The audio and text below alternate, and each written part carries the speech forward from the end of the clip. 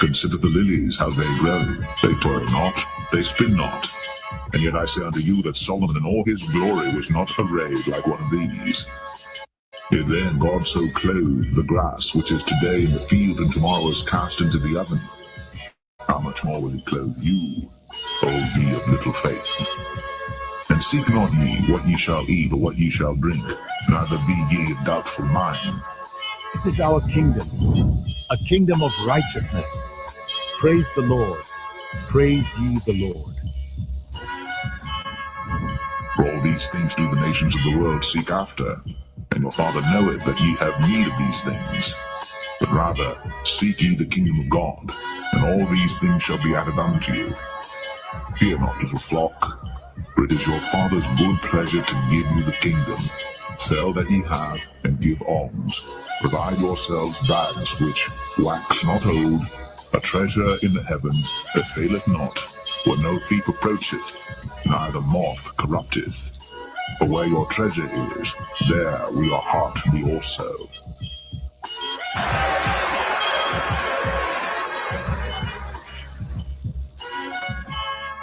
To the kingdom of Israel! Yahweh Hashem, Yahweh, Yahweh Hashem, Yahweh, Yahweh Hashem, Yahweh, Yahweh Hashem, Yahweh. The election,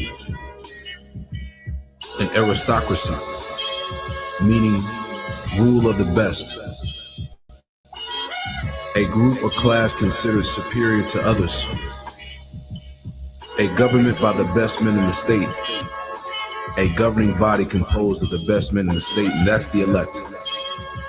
We're about to have it all right? Psalms 37 and verse 11, and it reads, "But the meek shall inherit the earth, and shall delight themselves in the abundance of peace." That word for peace in the Hebrew is shalom,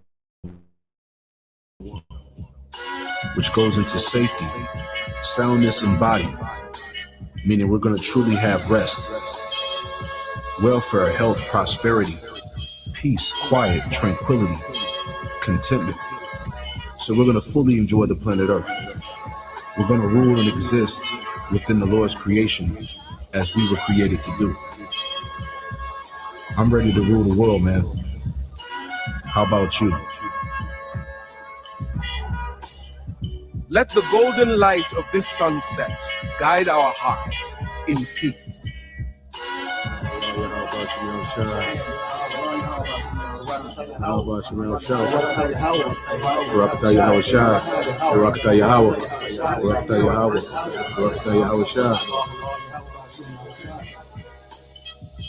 Fear not, little flock, for it is your Father's good pleasure to give you the kingdom.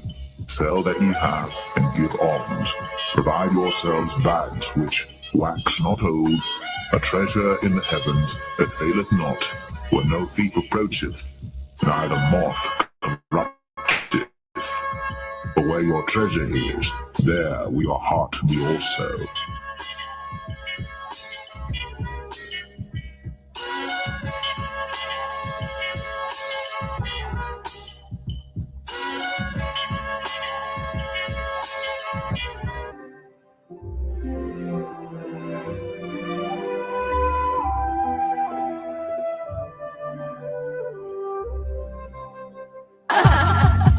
The ocean spirit dances today to abundance and joy and to eternal peace.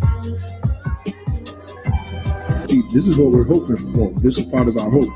Not only that we are members of the elect with fruits meet for repentance, like John the Baptist said, but from our lower state, because we've been brought low.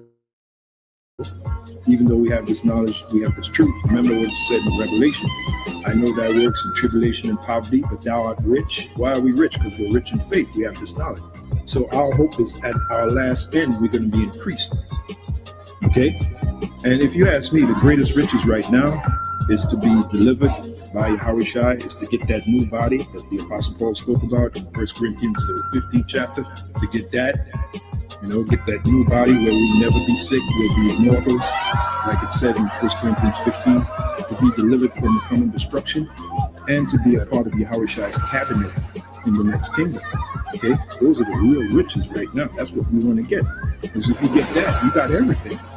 I mean, you got everything. Okay? So our sights are set a lot higher than this present world. All right? As it is written, the fashion of this world shall pass away. We are individuals of vision. And the scripture said where an individual lacks vision, he perishes. Okay? So we can see the future. All right? And we hope that we're going to be part of it, beginning with the elect.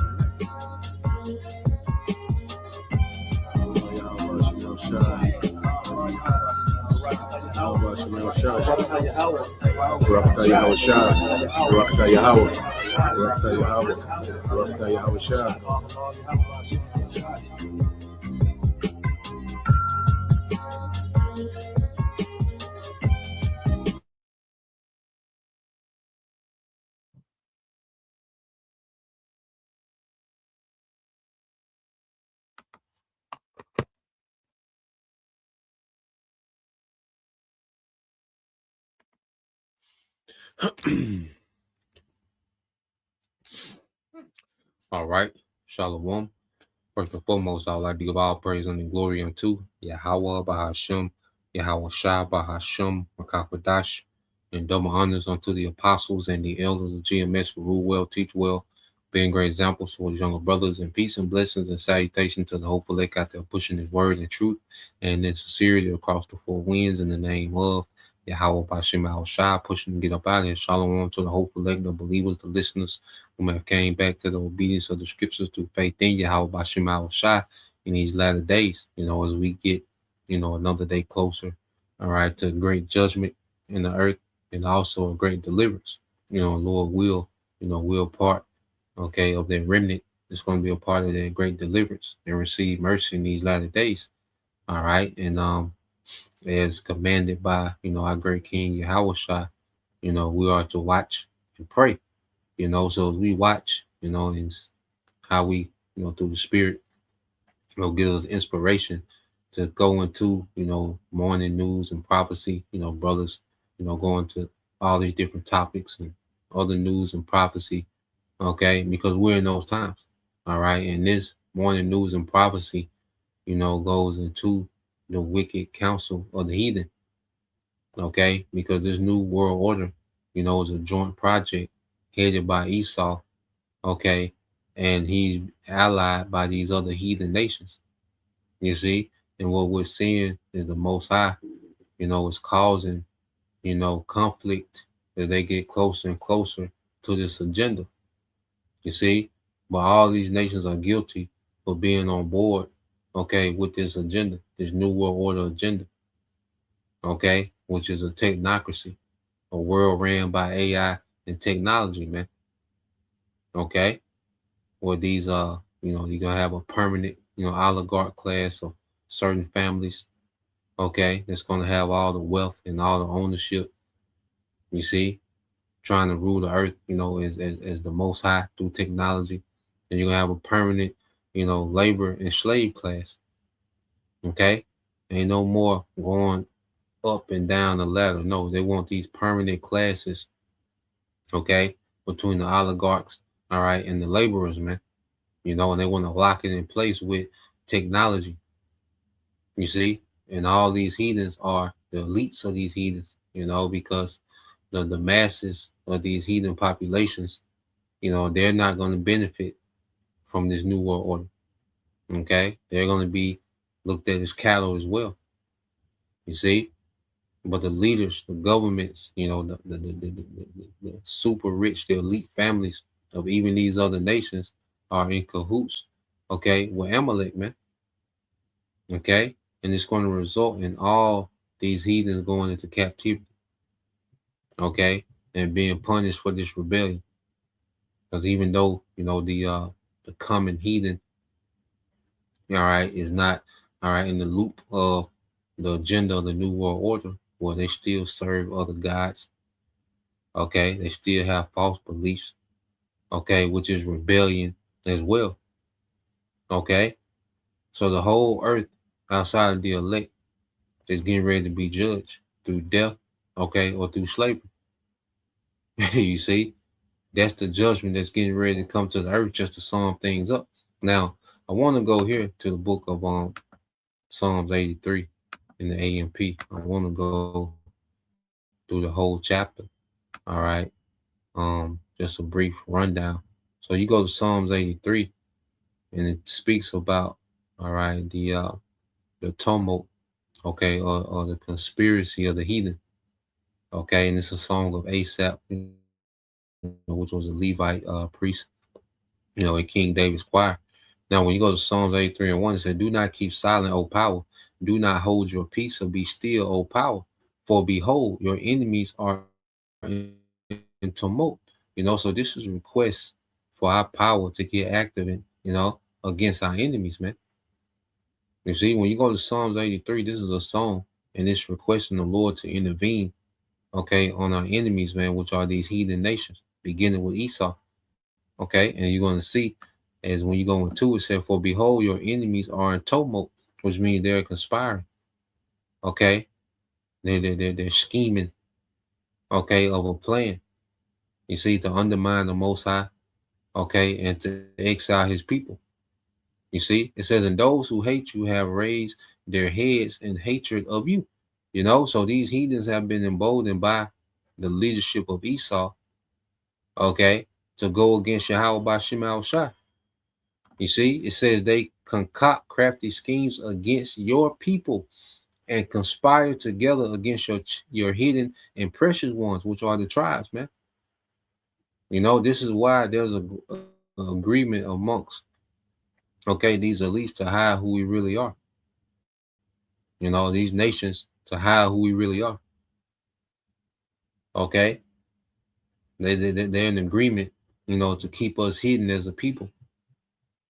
You see, because the upper echelon of these heathen nations, they know who we are, man. Okay, and in this new world order, you think they're going to reveal who the true tribes are? No. Okay, they're going to suppress it. They're going to have the ability to suppress it even more. Okay, and ultimately, we know this devil, he wants to try to eradicate the nation of Israel, man. That's why Jacob is just going to be Esau getting his rocks off on the tribes, man. And if you're outside of the elect, the Lord is going to allow Esau, okay, to have his way, man. That's why it's the time, to be in the good standards with our power, man. Because we're going to need, all right, help from on high coming into these times. Okay? Because that's on the agenda for Esau, is to get at the tribes, man. He wants to knock. Because when he talks about depopulation, what, all right, people do you think he wants to depopulate the most? Okay? Psalms 83:4 said, "They have said, come and let us wipe them out as a nation.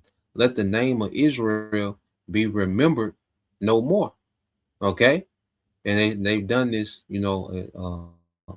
as far as identity, they separated our people from their true identity. Okay? Because in this system, it doesn't reverence the true Israelites as being Israelites.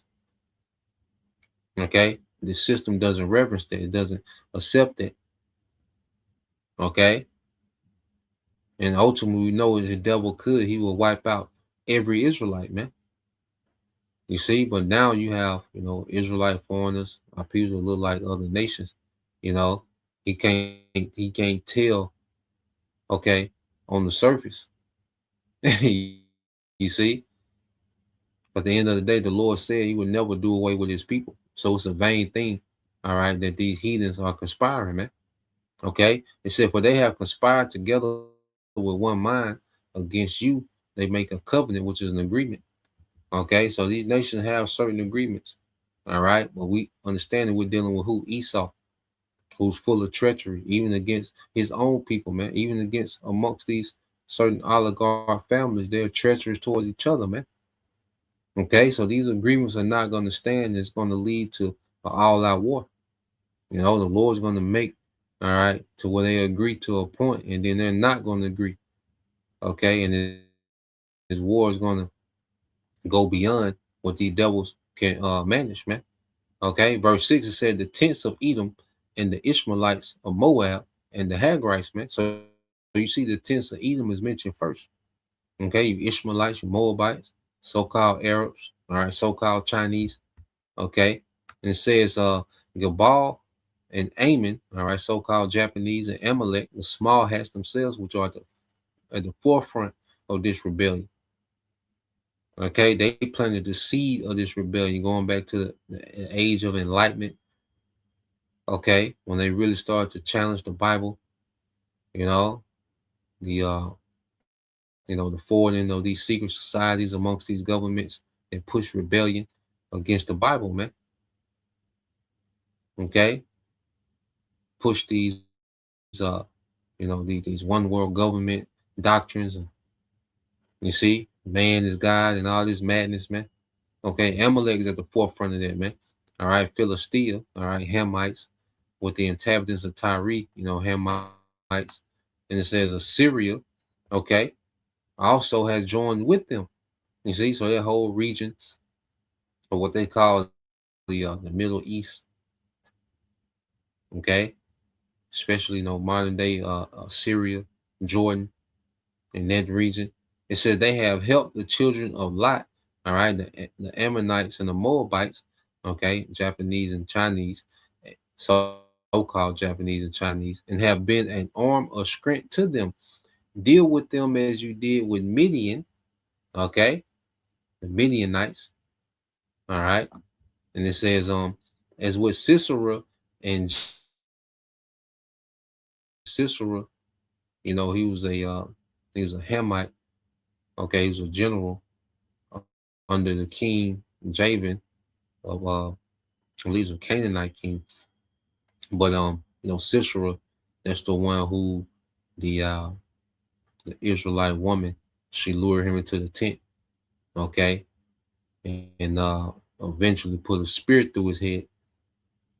Okay, when you go into the book of Judges, and it says, who were destroyed at Edner, who became like dung for the earth, make their nobles like Orub and Zeb, and all the princes like Zabah and Zalmunna, which these are all Midianite nobles, which the Midianites, they had plotted, to take land and take Israel captive, during the time of Judges.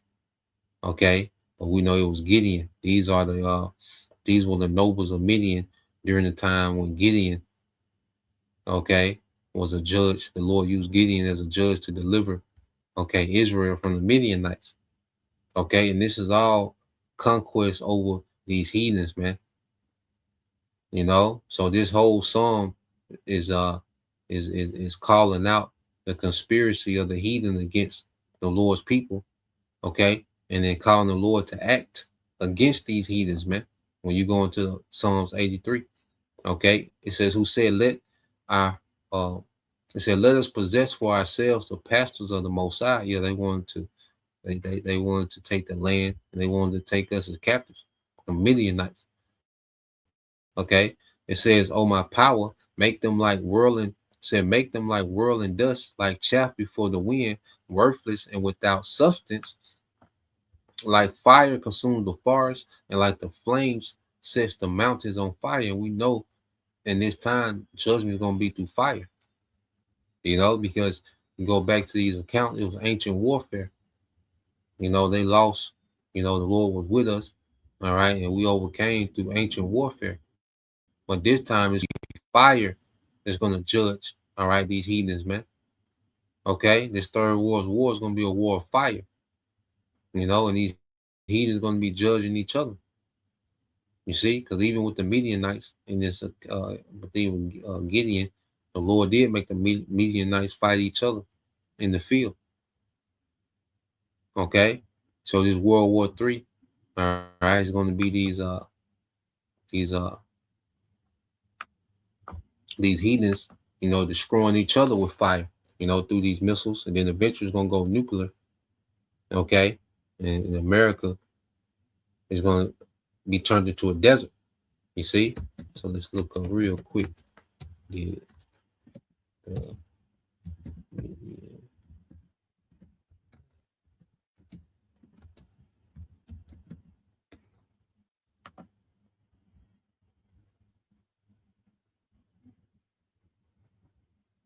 yep. So you go here.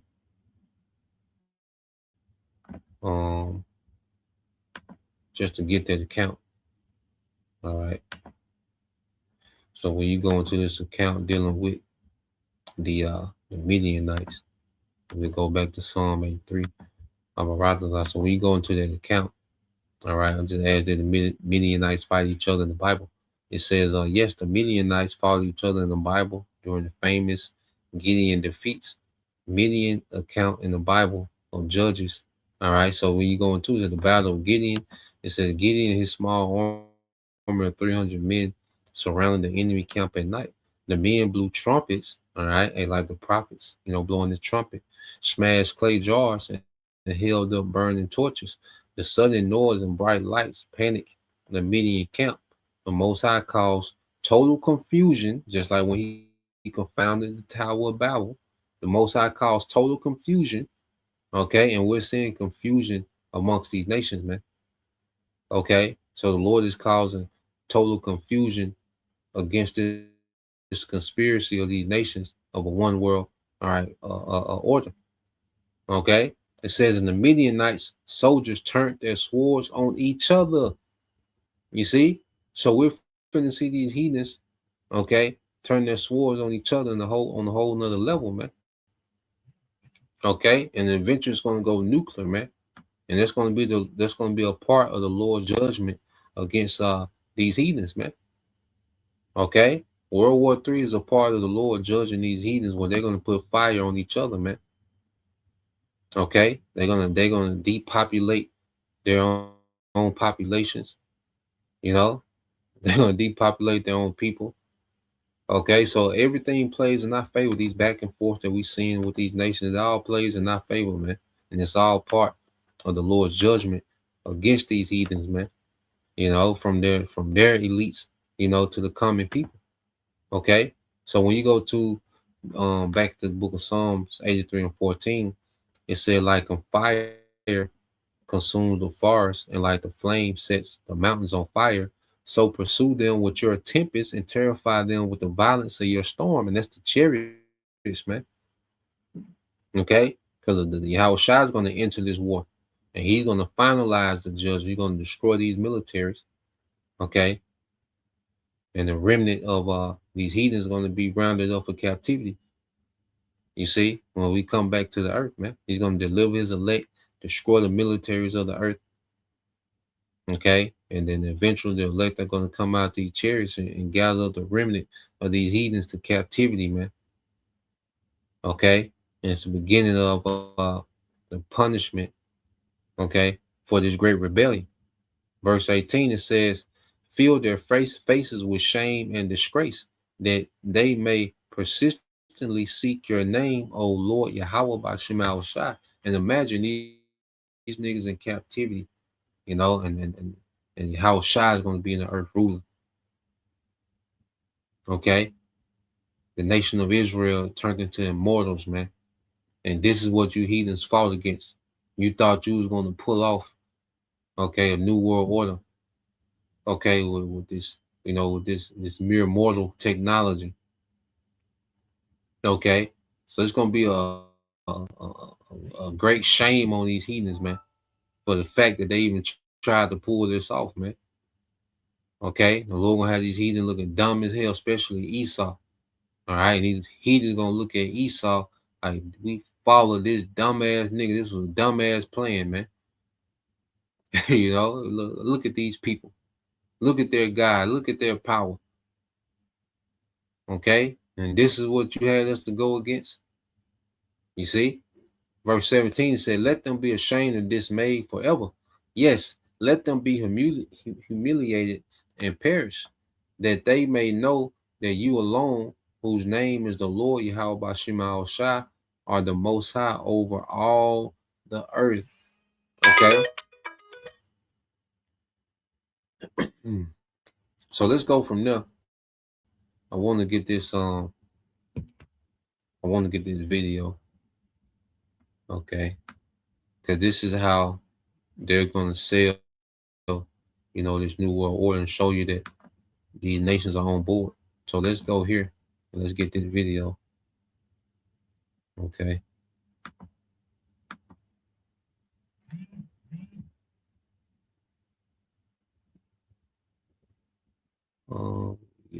Yeah, here we go. So let's get this. He sums it up. First about 9 minutes. We'll let it play. All right, but all these nations are on board and they dress it up, as if everything they're doing is for the benefit of the masses, the common people. Okay. It's all about, using technology to enhance, life, to eliminate, all right, cancer and diseases and poverty and all the BS that they've been feeding for years, man, and been doing the exact opposite. Okay. So let's play this, and this is the PG-13 version of the New World Order. Then we're going to get into what these devils are really bringing. Okay, so let's play this. It's a global network of NGOs, charities, politicians, academics, and others who collectively decide our global future, often without democratic consent. Elite, from the World Economic Forum to the World Health Organization or World Trade Organization or International Court of Justice, or countless NGOs and charities, but at the heart of it all, the United Nations. And they collectively decide on the trajectory of the world within their elitist echo chambers. So no matter who we vote for, we always get the same agenda, the same ideology, their ideology. And speaking of the agenda, we're going to use the United Nations Agenda 2030 to explore how this operates. Hi, my name is Tom, and this is my channel, Integral Views. Now, I have read thousands of pages of United Nations 2030 documents and various other associated documents because I really wanted to get an understanding of the mechanisms by which this agenda works. What this fundamentally represents is an inversion of the bottom-up democratic process whereby ideas are agreed upon within a culture based on the lived experience of citizens within that culture that then proliferate up into politics, and the politicians act upon the priorities of the people. It inverts that process such that you then have an elitist top-down philosophy and an agenda that comes from an elitist group at the top. It is fundamentally not voted for and often cuts directly counter to the democratic will of citizens within a nation. And this is why, no matter how we vote, we always get the same outcomes, progression toward the same outcomes, the same vision, the same agenda. Before we get started, please remember to like the video if you like it and subscribe to our channel if you're not already and you would like to hear more from me. It calls for an end-to-end platform that can do it all. And building that takes actual intelligence from an industry leader with extensive experience building AI solutions that drive tangible outcomes. The new era of CX. But what is the United Nations 2030 agenda? Well, in 2015, it was agreed upon by all heads of state for the nations that are members of the United Nations, and that was in 2015. And then they created these Sustainable Development Goals, of which there are 17. And these Sustainable Development Goals, or SDGs, are a replacement or a development of Millennium Development Goals, which preceded them. And these these, are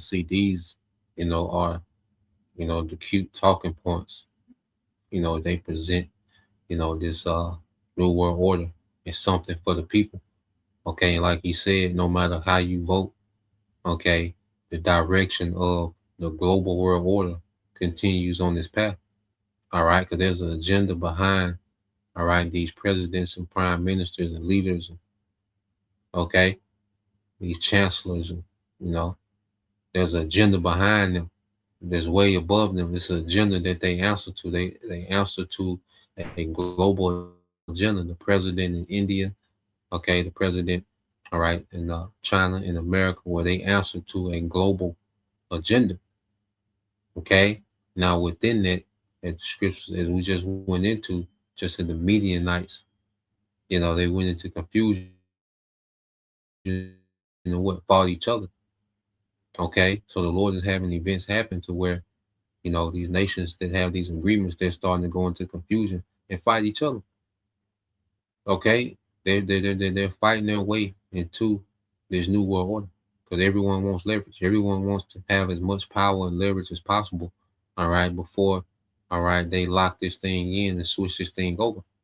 Okay, so it's very interesting how the Lord got this thing playing out. All right, but Republican and Democrat been stopped mattering a long time ago. Okay, and it's all about forwarding the agenda, okay, of the elites. You see? Millennium Development Goals, or MDGs, were in place from the year 2000 to 2015. They were developed in collaboration between the Sustainable Development Goals. You can pause and have a look if you want to. Essentially, what these represent is this utopian vision of the future. The way to think about this is that our leaders, right, the heads of state of the United Nations member states, all got together and convinced themselves of this fantastical version of the future within these little closed echo chambers. And then they went about trying to apply that across the world within their nation states, all contributing toward it.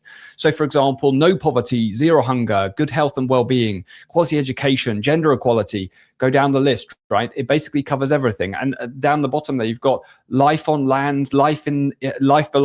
And it's all BS. These devils create poverty. Okay, they intentionally create poverty. They create disease and sickness. They destroy the food supply. Okay, they have psychological warfare that destroys people understanding their concept of the earth and how the earth works, and make people more dependent on them. You see? The solution that this devil come with, okay, to these problems that he's created, okay, and he comes with this same game. And technology is not the solution to world hunger. Okay, technology is not the solution to poverty. Okay, this whole system is flawed. The problem is with the system itself and the people that runs the society. The earth has an Edomite problem. The poverty problem comes from Esau being in power. Okay, the health crisis comes from Esau being in power. Okay, the environment crisis comes from this devil being in power. And this nigga had the nerve to talk about the drinking water. Okay, when we seen clearly these last few months or so, all right, the damage and devastation of these data centers. Okay, so this is completely BS, these SDGs. But this is what they present to the masses, is this to justify, the rollout of technology. Okay, and this infrastructure, the digital infrastructure. Okay, these are the false promises of the devil, man. You see? So let's play this some more. By water, it's basically everything. The whole world, right, is encapsulated within these SDGs or sustain. It's a high-level overview. But when you really get into the detail, you've got all of these different sort of segments or development goals that go, targets or metrics that drop down beneath these sustainable development goals. And they get quite specific around how to achieve these things. So the point is, at a high level, it looks like this utopian version of the future, this fantastical vision, right? And this is what these leaders have got in their head. And that's why they feel so righteous in terms of implementing it. It kind of acts like a religion in a sense. And on the surface, they're very, very difficult to argue with. So who's going to argue against having no poverty? Who's going to argue against having zero hunger, etc.? In the United Nations, they have this platform where you can submit progress against these SDGs or Sustainable Development Goals. And this is what it looks like. So it says SDG Actions Platform is a global registry of voluntary policies, commitments, multi-stakeholder partnerships, and other initiatives made by governments, the UN system, broad range of stakeholders. So it's not just governments that are committing to this and then contributing toward it. It's large corporations, it's kind of activist groups, you name it, lots, NGOs, etc. And if you look down at the bar chart down here, and I will zoom in here, what you can see is all of these different initiatives that have been submitted against each of these SDGs. So you've got thousands. This is a massive industry. Now, I've read thousands of literally thousands of pages of UN submissions, and I know how this works. Okay, I wanted to make sure I did. And essentially, it is a huge industry, the likes of which it's very difficult to convey in a short video. So I'm not going to go through it in great detail, but trust me, this is a huge industry. Now, as I said, in 2015, all of the heads of state of the different United Nations member states, they got together and they agreed upon this, and then they put their backing for it, right? So they signed up to this program, this agenda. And this will make these nations guilty, okay? Because they all are on board with this agenda. You know, and it's not every nation, but the collective, the mass majority of these nations, man, okay, have signed on board to this agenda. You see, the conspiracy, Psalms chapter 2. Okay, the heathen imagine the vain thing. You see? And you can see that here, General Assembly, resolution adopted by the General Assembly in 2015. And within this document, and this is coming from the heads of state of the United Nations member states, it says, on behalf of the peoples we serve, we have adopted a historic decision on a comprehensive, far-reaching and people-centered set of universal and transformative goals and targets. We commit ourselves to working tirelessly for the full implementation of this agenda by 2030. So what this is actually saying by our heads of government is we have all adopted and agreed upon this agenda, and we will now implement this throughout all of our nations. And the thing I want to point out is that they talk about this being transformative and far-reaching, and it very, very much is. It touches essentially everything, which I'll show later in the video. And this is the vision that our heads of state have adopted. In these goals and targets, we are setting out a supremely ambitious and transformational vision. We envisage a world free of poverty, hunger, disease, and want, where all life can thrive. We envisage a world free of fear and violence, a world with universal literacy, a world with equitable and universal access to quality education at all levels, to healthcare and social protection, where physical, mental, and social well-being are assured, a world where we reaffirm our commitments regarding the human right to safe drinking water and sanitation, and where there is improved hygiene, and where food is sufficient, safe, affordable, and nutritious, a world where human habits are safe, resilient, and sustainable, and where there is universal access to affordable, reliable, and sustainable energy. You hear this nigga, man? Okay? You hear what this nigga is saying, and it's the exact opposite of what this nigga is doing, man. Okay? This nigga is destroying the water. Okay? People's light bills are going up. Okay? The grid is stressed. You had Jeff Bezos say that, look, we got to start prioritizing these data centers over the population's energy use. Okay? But then you know, all right, they care about project, their agenda more than people. And they just said that the SDGs are people-centered goals. Okay? Give me a goddamn break, man. Okay?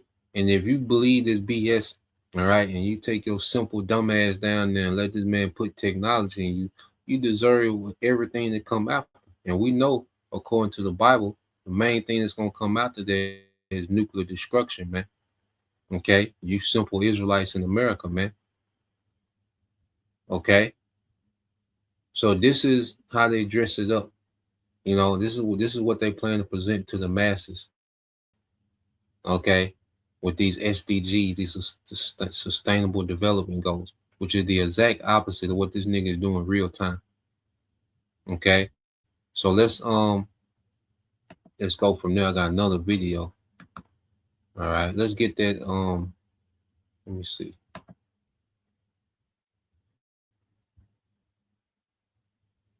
What's that Psalms? The 55, 21, and 22. Brother can post that by which I. You know, well, let's get this video and show you what this system is doing right now in China. And it has nothing to do, okay, with no clean drinking water, okay, with no access to education, and your education is trash. All you do is indoctrinate people to be compliant to you. That's a good education. Is this devil indoctrinating the masses to be compliant to them, to be anti-Messiah, okay, to set them up for complete, okay, destruction, man. You see? So let's go here, all right, to a simple nigga, like I said, to a nigga like Anton Daniels, okay, that nigga, he hear that and this nigga's on board, okay, simple nigga like that, man, because he represents one of many, okay, but let's get this real quick. This is the book of Psalms, chapter 55, verse 21. Said the words of his mouth, is from the brother Atazawam, hopeful lake. It said the words of his mouth were smoother than butter, but war was in his heart. His words were softer than oil, yet were they drawn swords. Okay, so this is the MO of Esau, to come with these soft words, these smooth words. Okay, while scheming, okay, war. Okay, and it's been a war on the masses for a long time, especially in America, man. You know, it's been psychological war, a war against your health, okay, a war against your thinking, what they call cognitive diminishment. You know, this technology has been destroying people's, you know, ability to think. Okay, which it makes you what, more dependent on him, and this makes it seem like AI is just this all-knowing, okay, nigga in the earth, because you can't do simple tasks. He destroys your mind to even complete simple tasks. Okay, so this man comes with these smooth words, you know, he's mastered, you know, these smooth words, these soft words. Okay, but it doesn't match the true agenda. Okay, which the devil is at war with the masses, man. Okay, this is Psalms 55 and 22 says, cast thy burden upon the Lord, and he shall sustain thee. See that? And this nigga talking about sustainable, you know, development goals. No, the Lord's going to sustain us, man. We already have a sustainer, man. Okay, and it's not you and this goddamn technology, man. It's not your ass, man. Okay, it says, cast thy burden upon the Lord, and he shall sustain thee. He shall never suffer the righteous to be moved, man. Okay, and the righteous are not going to be moved. You know, these devils' agenda, you know, to try to suppress Israel forever. Okay, to present themselves as the Most High through technology. Nah, man, the righteous not going to be moved, and the righteous is finna flourish. The righteous is finna be empowered, okay, by Yahweh, by Shema Shah. The righteous is finna be given authority in the earth, man. Okay, the exact opposite of what you devils plan on doing, man. Okay, so let's play this. I got another one. Play about 5 minutes of this one. Okay, just to show you an update on what they got going on in China, because China is the most, you know, China is the farthest ahead out of all nations when it comes to this one world government system, this digital system. All right, this control grid, this surveillance state, social credit system with China, all right, is years ahead of everyone else, man. Okay, and this is what they want to get America caught up to. All right, it's gonna take a crisis, okay, chaos, civil unrest, bloodshed, okay, terror, okay, to get America to this point. So let's play this. China shows this. What becomes possible when digital ID and surveillance, financial access, travel, speed lists, and government power are all connected? These exaggerated claims. There may be some about China's social credit system, but I want to talk to you about their social credit system. You know, it may seem like some kind of cartoon, like out of an episode of Black Mirror, but when you strip away some of the exaggeration, the reality of what's going on in China is deeply concerning. They have databases. They have blacklists. They do surveil everywhere with AI, with facial recognition, digital payments. They restrict travel. They control speech like you wouldn't believe. They publicly shame people, for real, like with TV screens, on the streets, showing people that have broken the law. Like maybe not like a law, like not a law in the sense of, yeah, breaking the law, but socially broke a law, if that makes any sense. It's hard to even put into words since I'm not totally used to it. but they have consequences that affect normal life. For example, China will restrict your travel with this social crediting reporting. Okay. The Associated Press has reported in 2019 that would-be air travelers in China were blocked from buying 17.5 million tickets. So there was 17.5 million times where people were not allowed to buy a ticket on a plane in 1 year for social credit related offenses. They didn't break the law, but socially they just didn't act right. They didn't do what we thought. And that includes unpaid taxes and fines. It also reported that people were blocked from buying train tickets 5.5 million times. Now think about this. This is not just a fine. This is not just a letter you get in the mail that warns you. This is your ability to move. You're being affected. You're in a system. You can't even travel. That's the difference. In the old world, you could have a problem in one area of your life and still live the rest of your life somewhere else, somehow else. But in a connected digital system, one issue can literally follow you everywhere. Your payment, travel, housing, your reputation, your access, your public services, your online life, everything can become connected. That's the danger. I'm a pastor, and years ago, I felt like the guy said, go after finances the way you went after healing, which we were going after healing. It's really happening. And China's social credit system is not one system. It's an ecosystem. Stanford's Digi China explains that China's social credit system is not exactly one single system. It's more like an ecosystem of centralized and local initiatives, state and private actors working together, consequences tied to your behavior. Researchers also have explained that one of the core mechanisms of China's social credit system is the blacklist. These blacklists can punish people for legal or regulatory violations that may fall short of criminal activity, and they can create real-world consequences. That is what people need to understand. I mean, they're doing it. So the issue isn't like, do you have a score? The issue is, can you be categorized? How can we label you? How can we flag you? And can you be blocked? Can you be restricted? Can the system decide that you're untrustworthy? Remember, unperson you. Because when that happens, your freedom becomes conditional. And in the digital society, conditional freedom isn't recognition. The report showing how powerful China's surveillance network has become. TechCrunch has reported that Chinese authorities located and apprehended a BBC reporter in 7 minutes using CCTV and facial recognition. They were looking for him and found him in 7 minutes. And this is what these heathens want. All right. See, China is fully on board with playing the Most High through technology. Okay. Their facial recognition, so now they can scan the crowd. You got billions of people in China, and they can scan through, these populated cities, with millions of people, and find a person in 7 minutes just off facial recognition. Okay, and this is the power. And see, and they got this from Esau, because this is the ambition of Esau, to play the Most High through technology. Okay, and this is what these nations have jumped on board with.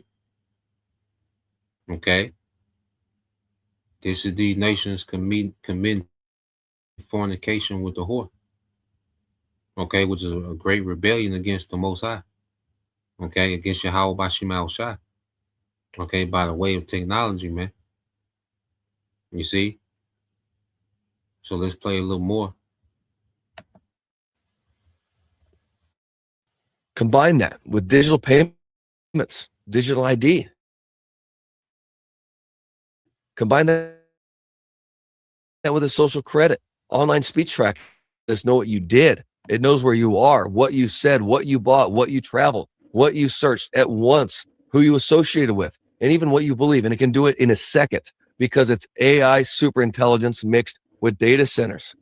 If that system is controlled by people hostile to the truth of the gospel, hostile to Jesus, hostile to freedom, then you begin to understand why Christians must pay attention. I bring this up because China gives us a picture of what it is, that it's possible when these systems come together. It had nothing to do with no damn clean water. Okay? Access to education. No, it's a control system. Okay? It's a system based on Let's see, a social credit system is a system of advanced behavior modification. Okay, just like these celebrities, they have to act a certain way to maintain as a celebrity, their crowd, their market, okay, their ability to make money. Like this counsel culture that we've seen in America amongst these celebrities who said the wrong thing, did the wrong thing, made the wrong song, made the wrong joke, made the wrong comment, okay, and they get counsel, shows get counsel endorsements. Well, they want to bring that to the common person, okay, to where you can get counsel if your behavior doesn't fit the status quo of the devil, man. Here it is, the devil wants to sit at the seat of scoring someone's behavior, okay? He wants to sit in the seat of judgment, okay, of judging behavior, okay, when he's a complete demon, man, okay? This is the system that these devils, okay, want to bring. Let's go here because I looked it up. Just a real quick look up. When you go into so I asked the Google and this that video there. You brothers want to watch the rest of it. So I go into let's see.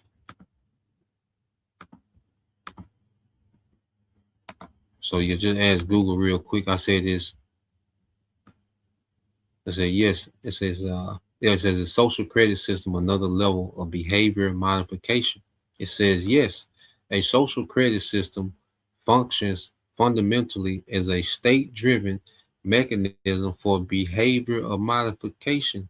And if it's the devil that's controlling the behavior modification, how does he think he wants you to behave, man?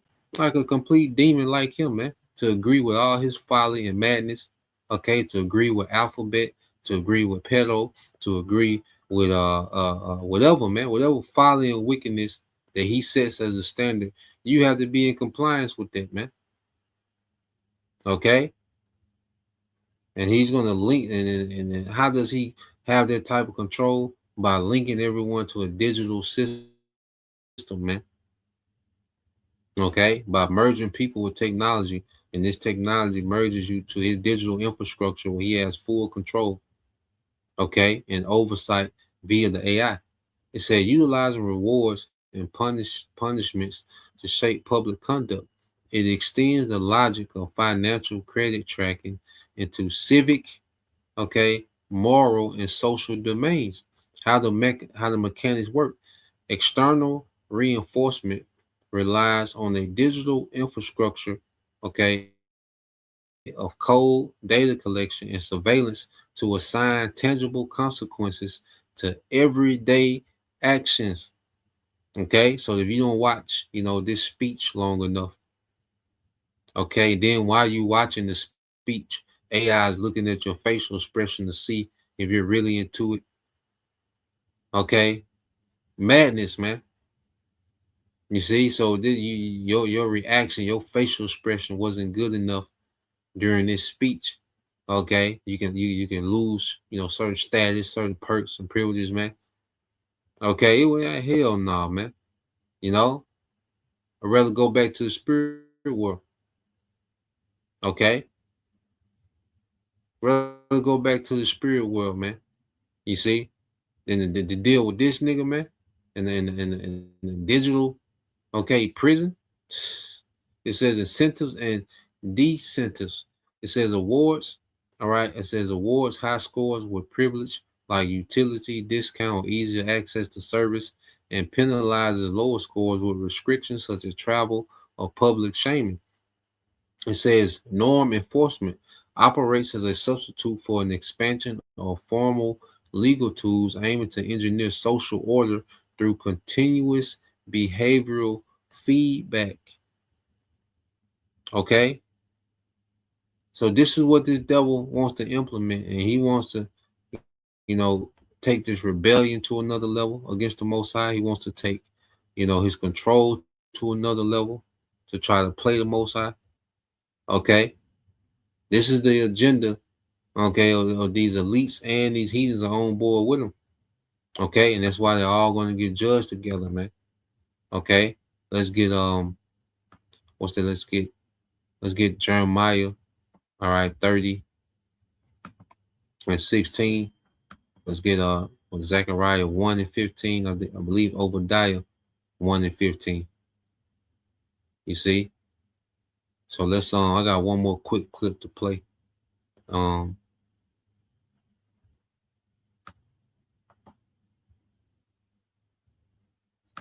Yeah.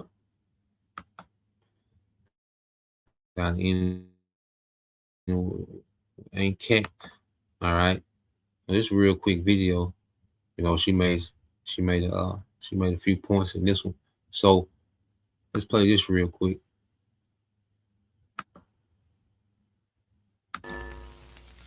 So here's the problem, though. If you look at how AI is being positioned and communicated, it is being used to implement a control grid. So it's been weaponized by, the guys who weaponize everything. So we have It's been weaponized by the guys who weaponize everything, the elites. Okay? And it's beautifully said. AI has been weaponized by the guys who weaponize everything. Okay? Let's play this.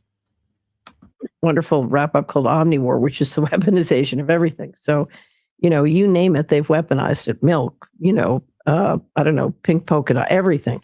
So and that's in the scriptures. The brother want to post that as well. Sirach. All right. 39 verses 20. I believe it's 25 through 26. I want to say the scriptures talk about how, how the wicked have turned everything, into a weapon. All right, this is Esau. Then she mentioned milk.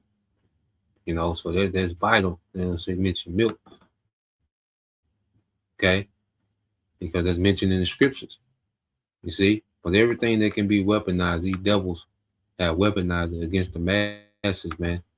Okay, and then they, all right, put your leaders. They put these puppets up there to tell you, okay, that this technology is for your best. All right, your best interest. Okay, everything in society works against you. Okay, but then they tell you this technology is for your interest, man. Okay, so get Sirach 39, which I'll get it real quick since I'm there. Let me go back.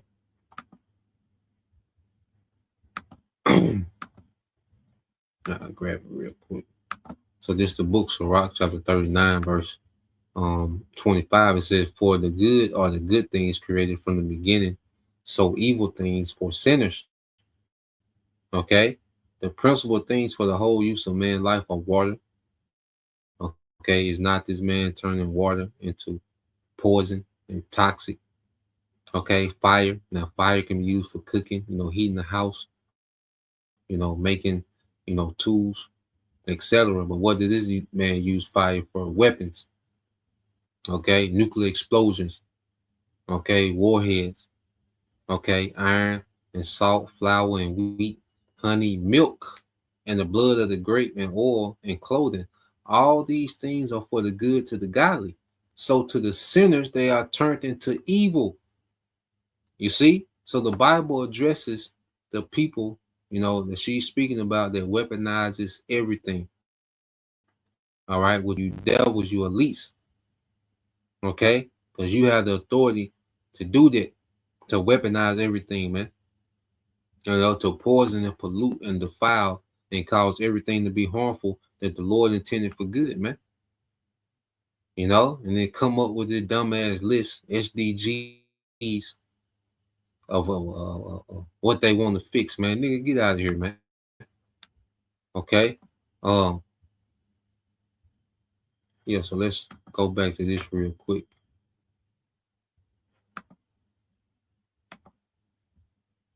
So, but AI, the clear message is we're going to use this to control you that's the best image. But AI is going to be in charge, and it's smarter than you, and you're stupid. And so if you look at the oligarchs' message about AI, it's making a lot of So people. who do you think is doing this? Because I know that 99.9% of the people actually involved don't aware of that. I agree. They're not. That's not. They're totally. I would say. So one of the best reads of so far that I've read in the last 12 months is Karen House's book on OpenAI. I don't know if you've read it. No, yeah. And it's hysterical because I know a lot about if you want to understand risk and evil in this world, I've learned a lot about that. I've experienced a lot of research, a lot, but you have these amazing conversations where all brilliant people are sitting around in OpenAI talking about how when they reach general intelligence, they're going to solve the healthcare problem. And I'm laughing my head off it because it's just like, stop poisoning people. They'll be fine. You don't need 1 ounce of AI to solve this problem. It's not a medical problem. So you see that as a tool for persuasion to get people to buy into another story. Because could solve the problem elsewhere. I see a group of highly intelligent people working on AI who have not a clue how the world works. Yeah. Okay. I was one of those people once upon a time. I completely understand that because I was a very bright academic who was 30 years old all the way through my PhD before I uncovered a lick of economic reasoning. I was in that same boat and I realized, oh my goodness, I am super knowledgeable about a ton of things and I'm completely clueless about how the world works. I know this is true. Right. We have a whole part of the economy where people make money complexifying problems instead of solving them, and the solutions are pretty simple. Yeah. Right. Yeah. But the solutions may not give you control. Like the solutions may not benefit. They may not benefit the person trying to solve it. Well, but it's if we solve the problems, it certainly won't benefit the guys trying to centralize things. But right. So many of the people I know who feel very negative towards AI are feeling very negative about their perception it's being unleashed to control us. Exactly. Exactly. And I share those concerns, right? Which is partly why I want to get the word out that it doesn't have to be that way. Yeah, so there's a quick snippet. Okay. The people who weaponize everything have weaponized AI.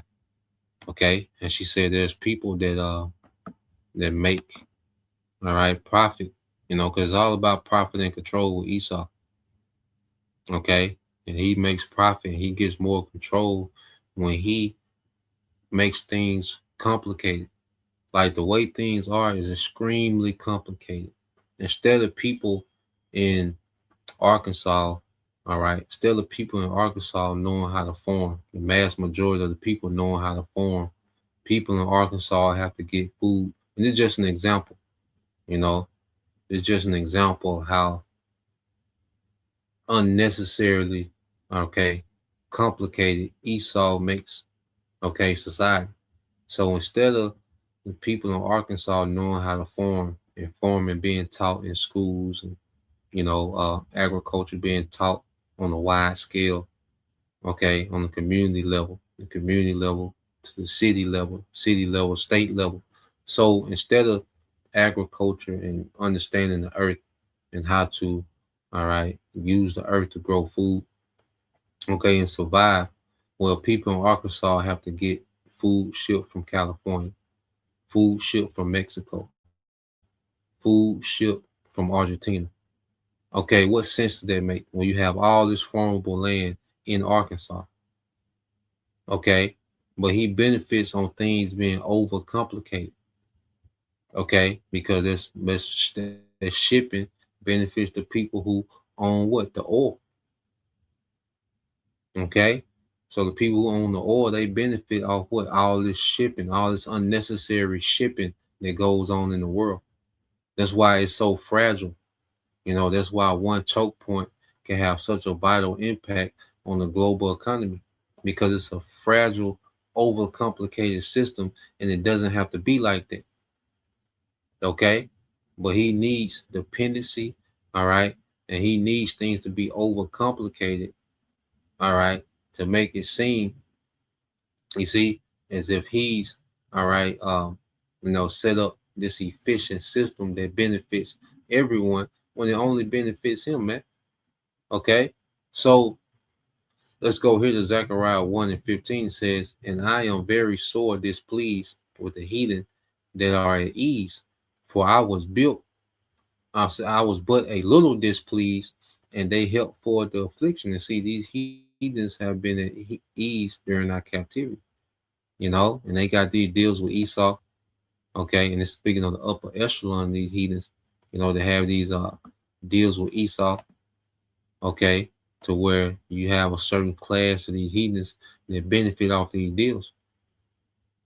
Okay, so these heathens, all right, have been at ease in this system. They've enriched themselves. That's why scriptures speak about how the merchants are going to cry at the destruction of Babylon. That's these oligarchs, man, who got rich.